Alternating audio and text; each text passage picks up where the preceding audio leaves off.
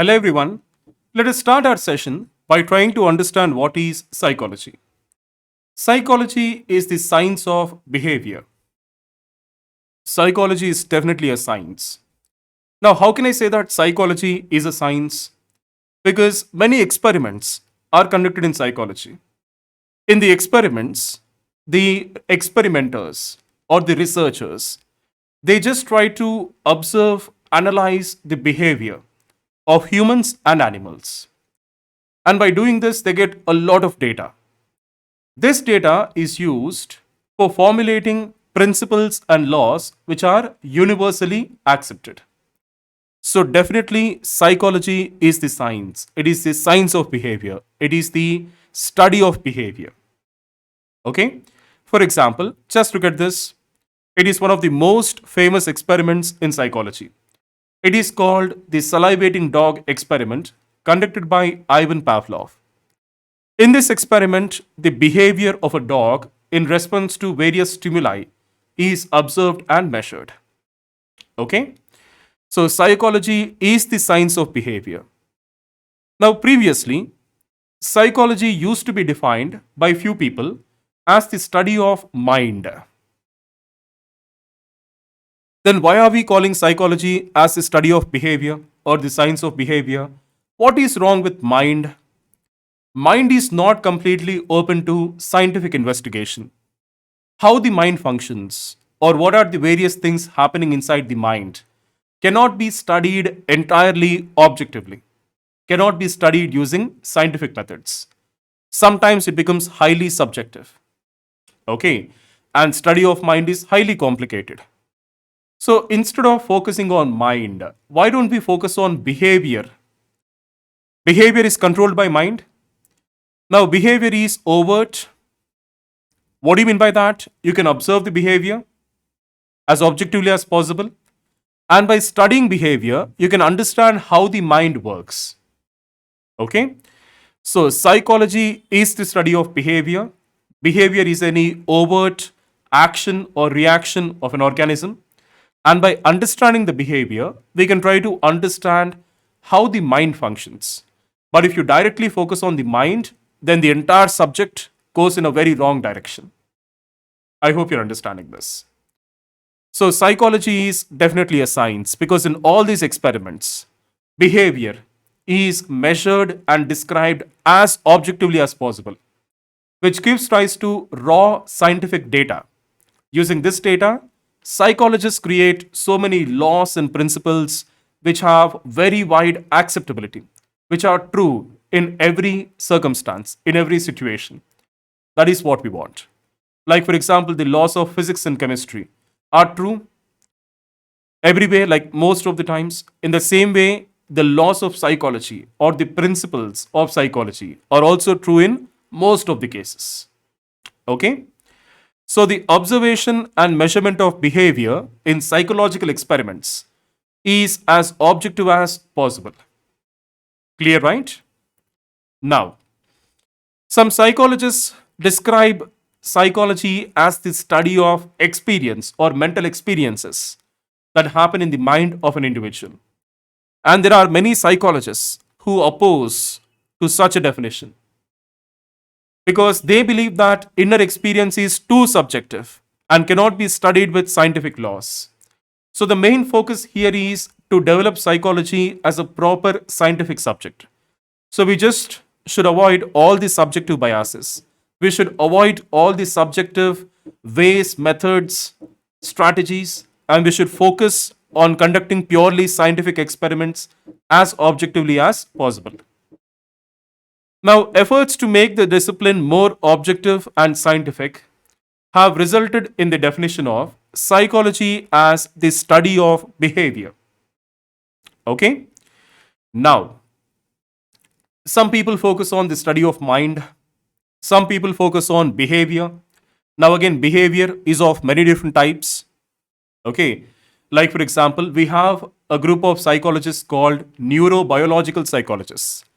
They focus more on the action of nerve cells, or they focus more on the different types of hormones produced by the endocrine glands in response to various stimuli. Now, their field of research is completely different. Now, there are some psychologists who study the behavior of a person in an organization or in a company. And there are some psychologists who study the abnormal behavior of a person. Okay? So, behavior is of many different types, and different types of behaviors are studied by different types of psychologists. So, psychology as a subject is very varied with a lot of subspecialties or subdisciplines, and the entire subject is very complicated and complex. Clear? Now, what is behavior? Let us try to understand what is behavior. Behavior refers to any observable action or reaction of an organism. So, the keyword here is observable. Very, very important. Something which can be observed, something which can be seen, something which can be noticed, something which can be measured and recorded. Okay? Now, psychology is the study of several types of behavior, each of which is of special interest to various types of psychologists. As I just told you before, there are few psychologists who are interested in understanding the behavior of people in organizational setting, or there are some psychologists who take a lot of interest in trying to understand abnormal behavior of people. Okay? So, different types of behavior, different types of psychologists. Now, the key word in this definition is observable.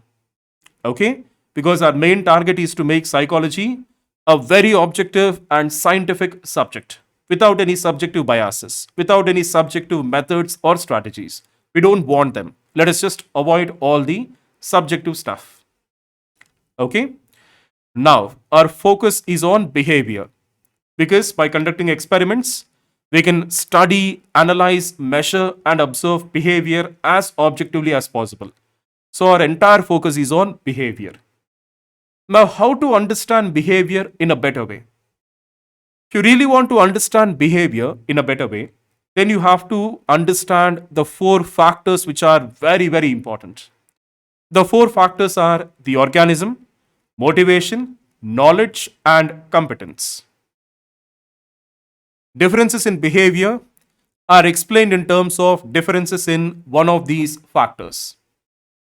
Now, let us just try to understand each factor in detail. First one, the organism. So, when we say the organism, any living thing or any living biological entity, it can be a human being or an animal. So, when we say the organism, we should also keep in mind the nervous system and the biological makeup of the organism. Okay? Because without understanding the biological structure of the organism, it is impossible to study its behavior in a proper way. Actually, these four factors, the organism, motivation, knowledge, and competence, they give us a context for studying behaviors. Without the context, you cannot study the behavior. The behavior simply becomes meaningless, absurd. Even if you try to understand that, you won't be able to understand anything.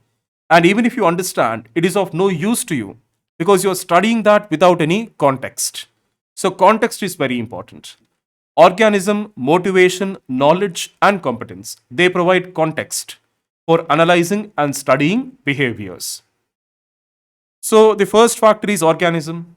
And when you say organism, you are referring to the living thing, its nervous system, its endocrine glands, its biological makeup. Because different organisms have different behaviors. For example, if you expect a dog to behave like a bear, it cannot. If you expect a bear to behave like a dog, it cannot. Every organism has some limitations imposed by its biology. Few organisms can do few things, few organisms cannot do few things. So you have to understand all these. Only then you can properly analyze the behavior. So behavior cannot be studied properly without accounting for the organism's biological capacity, what it is capable of doing and what it is not capable of doing. So you have to study the nervous system, the endocrine system, because endocrine glands release hormones and even hormones direct behavior, and all the biological structures. Not everything, whatever is important. Clear? So that is the organism, the first factor. Now, the second factor is motivation. Now, this is very, very important. Motivation is the immediate cause behind behavior. Motivation is the triggering force which causes a behavior. Okay? So, motivation must also be accounted for in the study of behavior. Motivation is the immediate cause of behavior. Now, psychologists define motivation in a beautiful way. What is that? Motivation is the immediate force that acts to energize, direct, sustain, and stop a behavior. So, motivation not only causes a behavior, motivation also stops a behavior. Like, for example, a person stole something from a shop. Now, we are trying to understand why the person exhibited that behavior. So, maybe the person was hungry. That hungriness motivated the person to steal something from the shop. Or maybe the person is very poor, he doesn't have any money, and he urgently needs something. So, that poverty, helplessness motivated a person to steal something. So, what motivated a person to exhibit a behavior? That is very, very important for understanding the behavior. Okay? So, to understand behavior, we must understand the motivation which caused the behavior in the first place. Clear, right? The next one is knowledge. So, to examine a behavior in its proper perspective, one needs to understand the organism's perception of its environment. So, how does the organism look at its surroundings? How does the organism view the surroundings, or what does the organism understand from its surroundings? Okay, you have to understand the perception of the organism. Only then you can understand why the organism behaved in a particular way. Clear? And not only the perception, knowledge also means what the organism knows, or what the organism thinks, and what the organism remembers. In simple words, cognition. So, this is the word that is used widely in psychology in place of knowledge. Okay? And the last one is competence. Competence refers to the skills and abilities of an organism. What the organism can do, what the organism cannot do, how well an organism can do something. Because all these influence behavior in one way or the other. So, only if you understand these four factors, or only if you keep in view these four factors, you can understand behavior. Only then the behavior of an organism, let it be humans or animals, makes sense to us. Clear, right? So, I'm hoping these are all very simple. First one is the organism, second one is the motivation, third, knowledge or the perception of the organism, the way it looks at the things around it, and the last one is competence, the available set of skills or abilities of the organism. Okay? For example, if the organism doesn't have an ability, it doesn't behave in a particular way. If it has an ability, it will behave in a particular way. So, all these will influence behavior either directly or indirectly. Clear?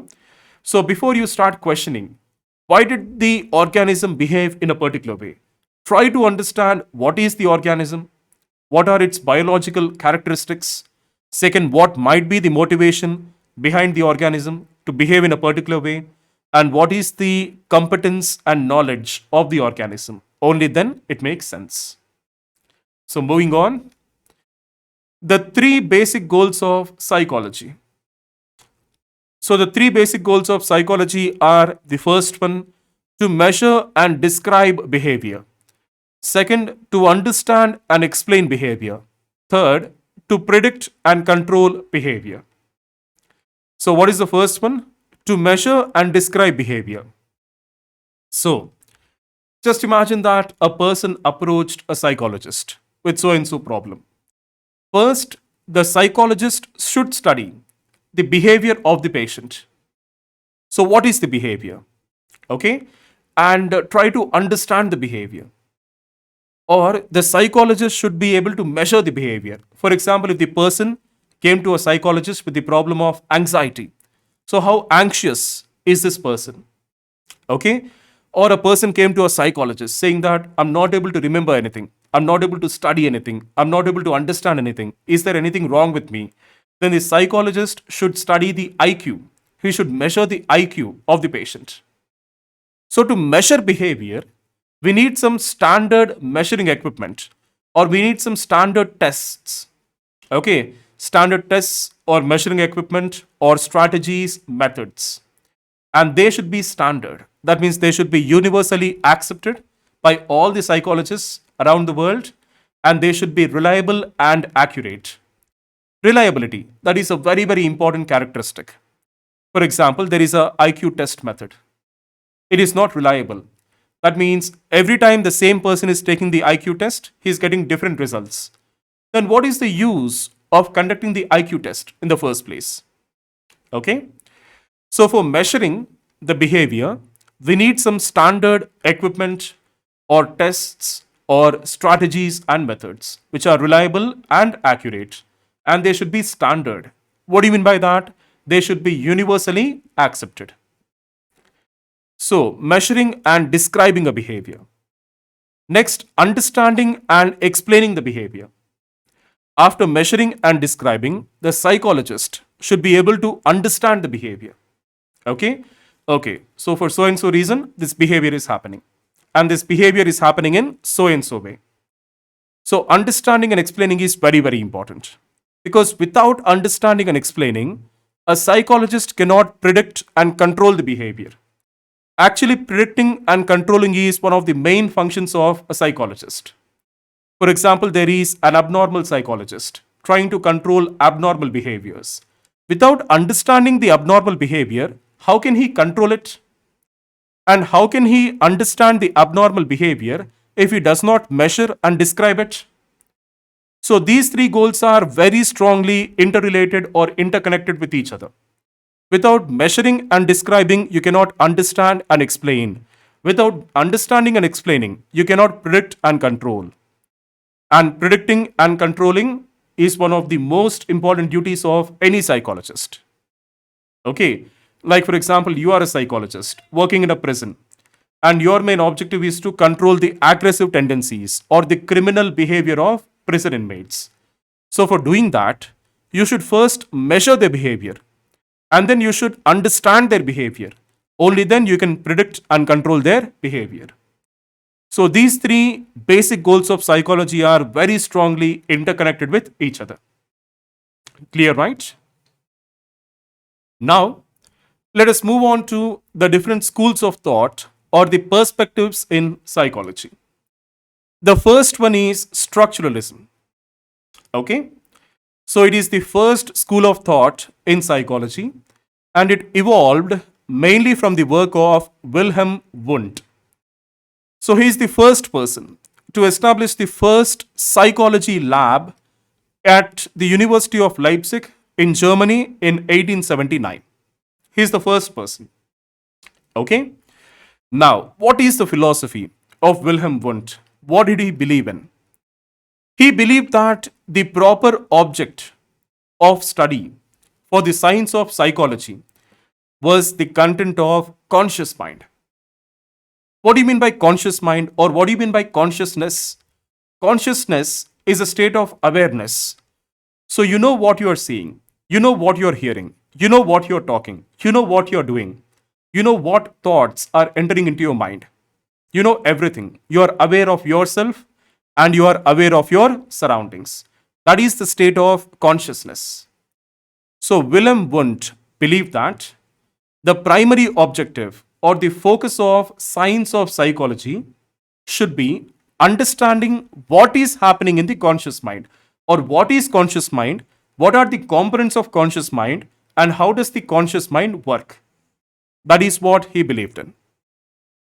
Clear, right? Now, Wundt was influenced by, first, the physical scientists of his time who were successfully using the experimental methods, and second, the atomic theory of matter. These two things influenced Wundt a lot. Okay, there were so many famous physics scientists during his time. They were all conducting rigorous scientific experiments and getting beautiful, valuable data. And second, Wundt was also very strongly influenced by the atomic theory of matter.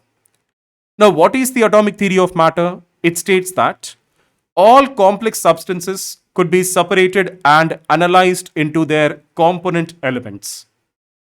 So, all complex compound things, they can be broken down into individual elements. And even the elements can be broken down into the most fundamental unit of matter, which is atom. That is what the atomic theory of matter says. And this very strongly influenced Wundt.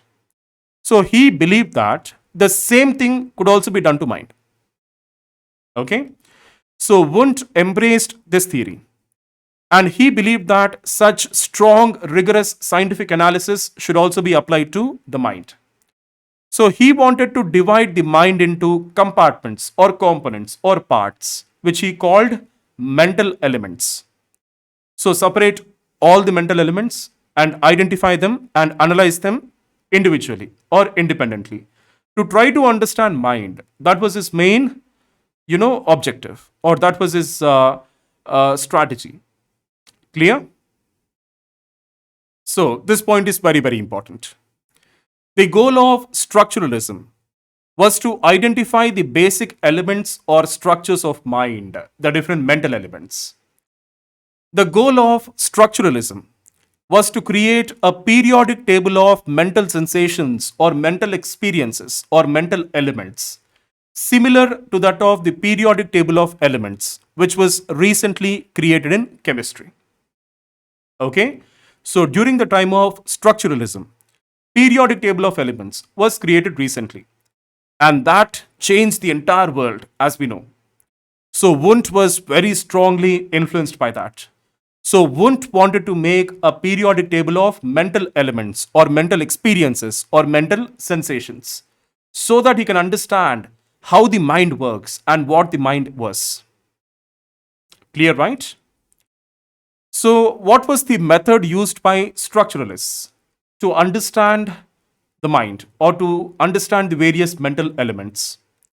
They used a method called introspection, where a subject or research participant reported as objectively as possible the contents of his own mind. Okay, so the concept is very, very simple actually. So let me just explain this. Introspection involves asking questions to the research participant while the research participant is doing some mental task. Okay, so it's like this. A research participant will be carrying out a task like looking at a picture or reading a page in a book or listening to some music or looking at various colors or solving a maths problem. When the research participant is doing that, he will try to understand how he is feeling or what is happening in mind.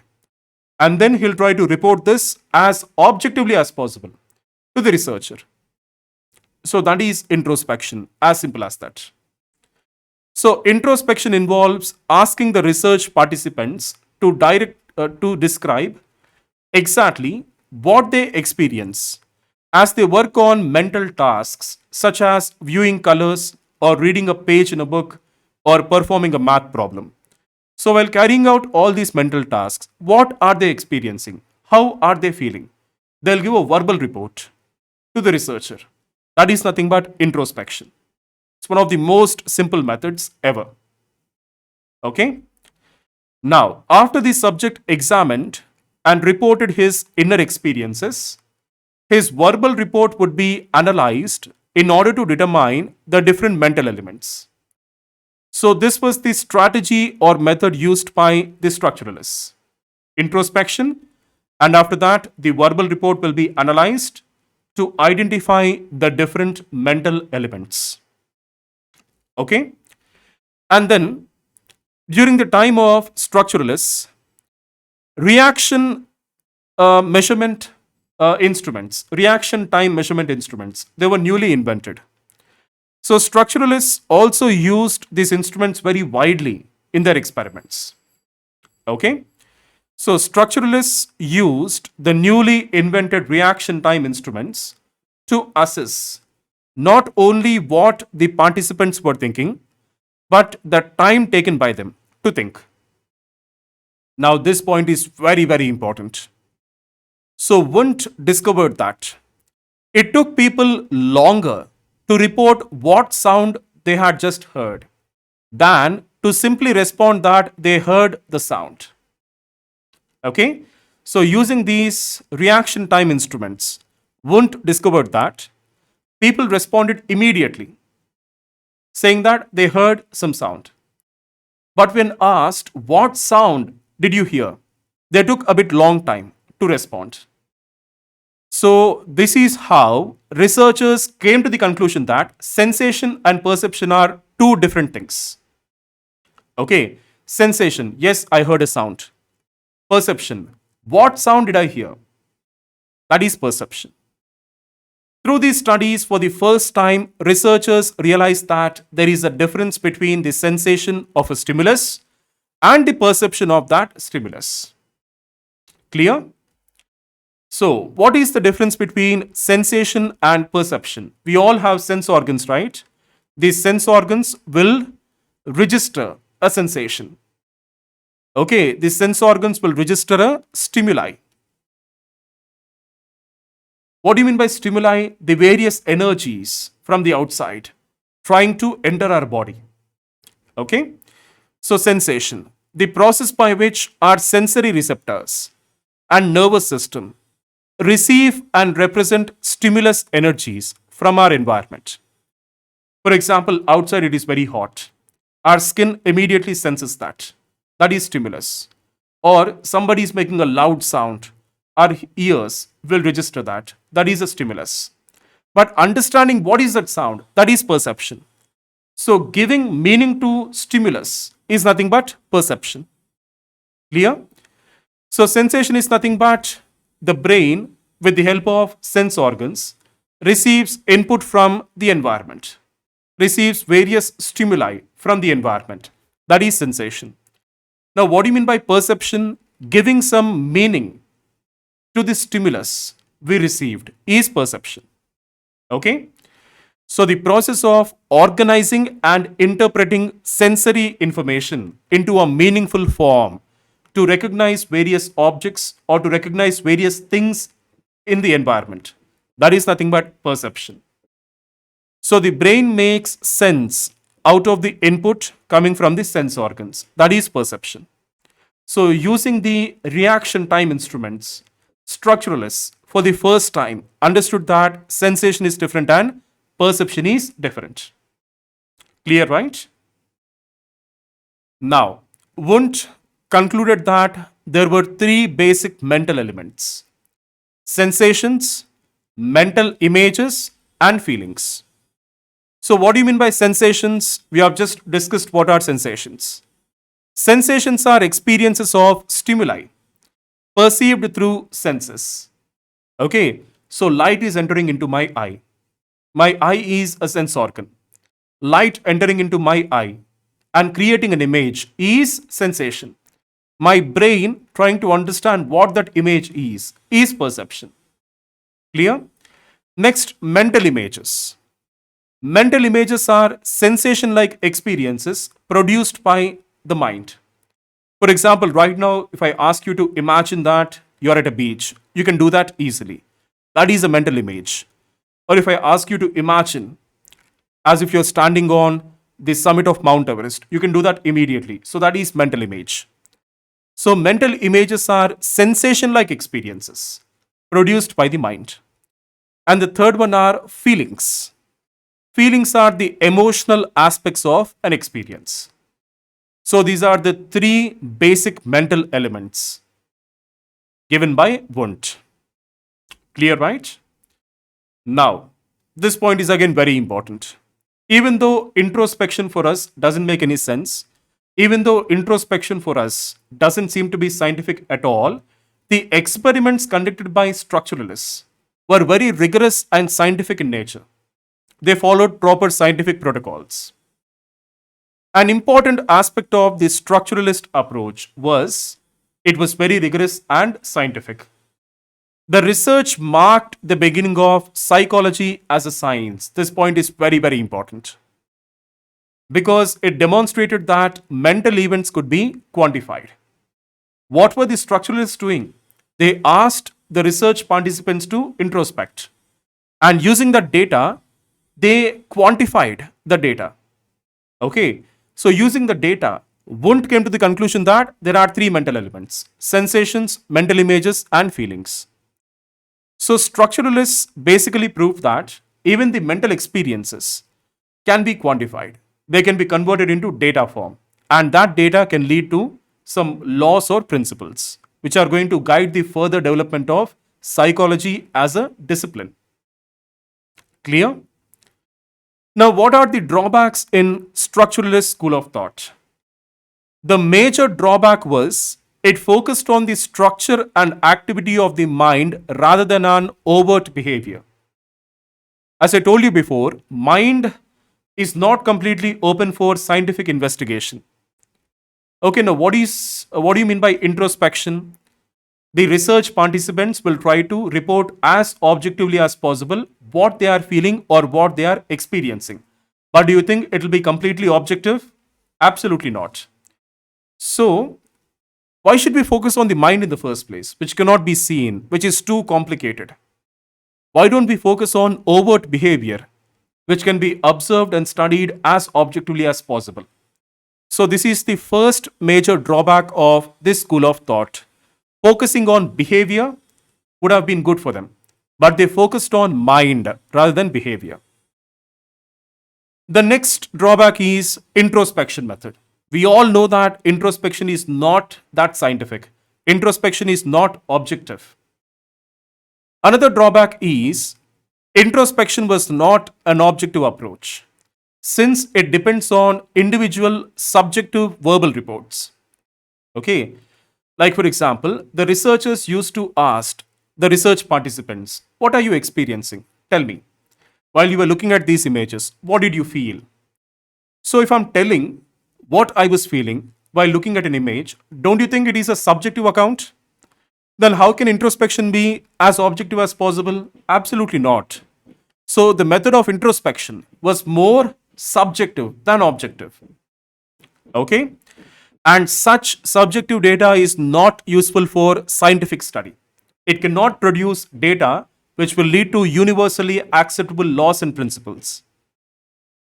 But behavior, it can produce raw scientific data because behavior can be analyzed very, very objectively. And all those observations can be converted into data to produce laws and principles. So, behavior, on the other hand, can be observed objectively and its analysis yields scientific data. So, these are the major drawbacks in the structuralist school of thought. But nonetheless, they helped psychology to transform into a scientific subject with a lot of scientific experiments. Okay? So, thank you so much for watching this session, and I wish you all the best.